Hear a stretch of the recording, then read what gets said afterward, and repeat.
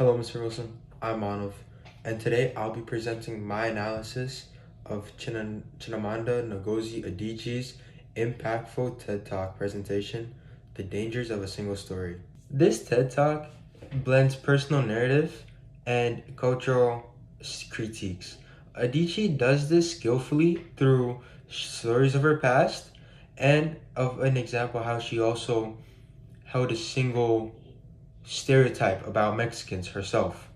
Her main argument is that when we hear one perspective or one story and create a stereotype of a certain group, we risk that entire person or that entire group being dehumanized. And this is especially dangerous in the modern world where powerful voices control the media. Adichie's used many literary devices that we've studied in this course, one of which being anecdotes.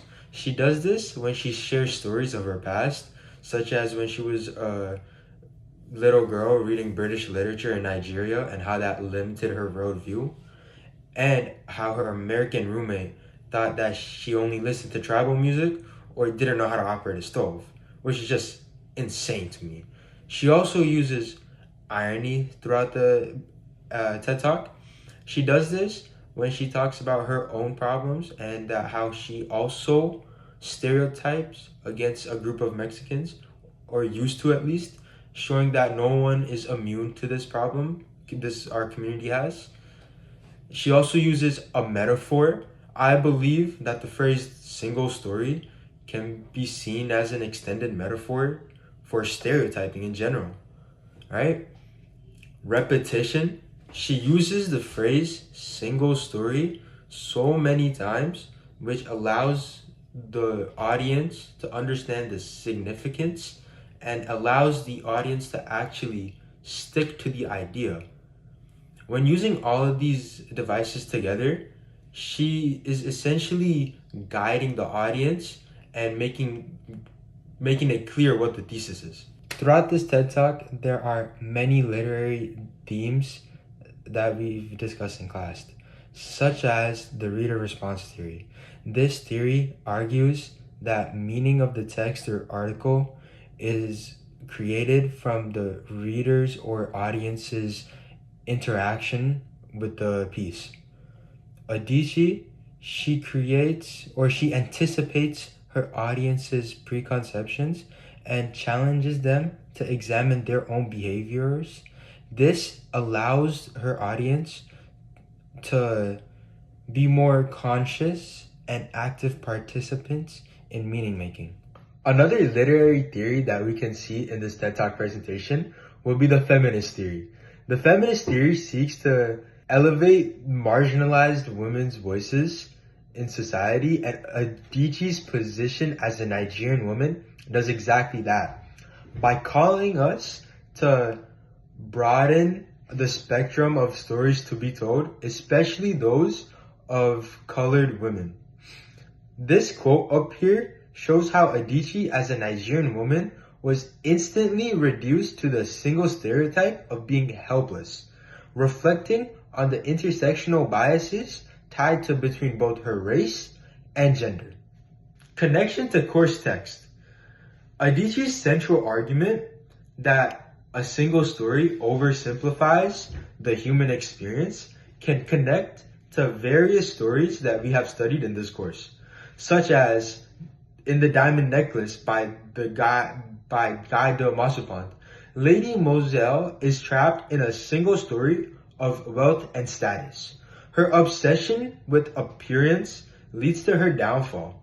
This echoes Adichie's warning that believing in limited narratives can distort reality and lead to suffering. Furthermore, it can also be connected to other short stories that we've learned, such as The Dragon by Catherine Grover. This story critiques the way society views at art, gender, and appearances.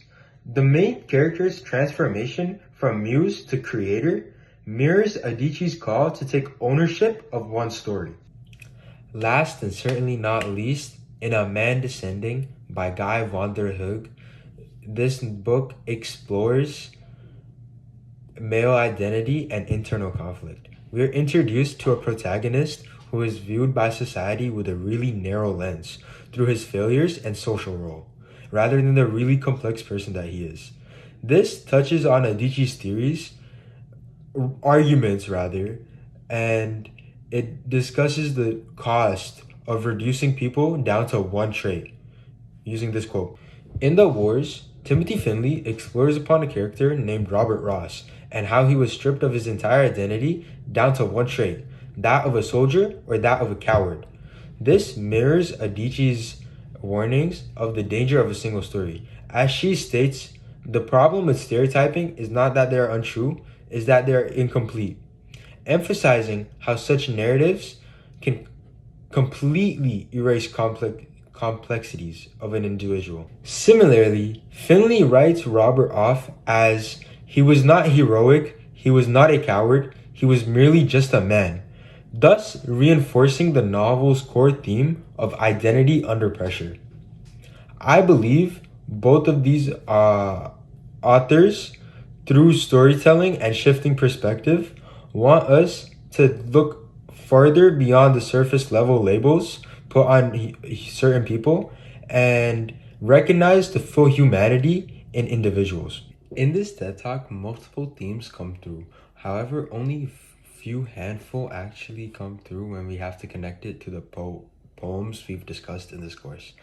One of which is cultural identity. Adichie challenges the audience to consider how stories shape our understanding of ourselves and others.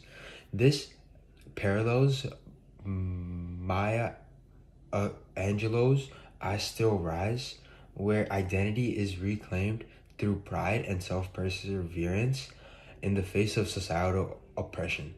Another theme that shows up is perspective and representation. Maya shows how media can often send misguiding or incomplete portrayals of others.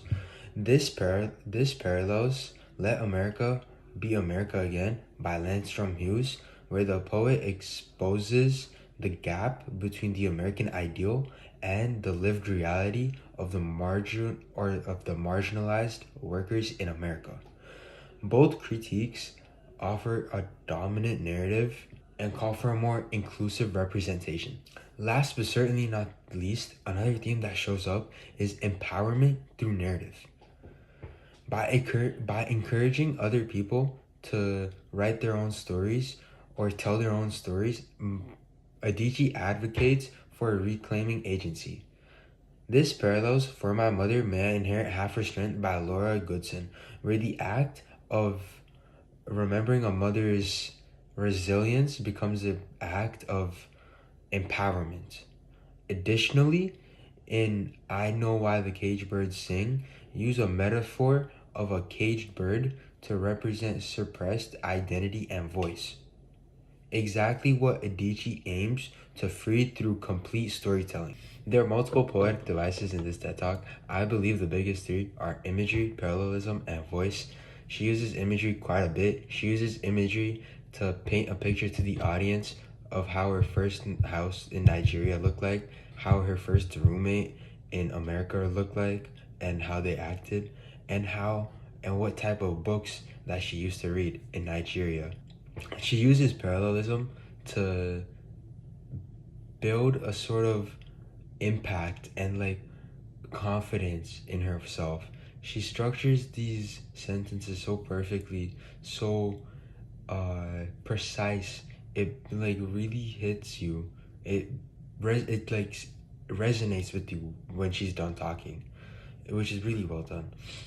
Voice. Her voice throughout the entire TED Talk is constant. It is intimate and defiant. And I believe when all these devices are put together, they invite empathy and strengthen connections between the speaker and the audience, leading to a more clear understanding.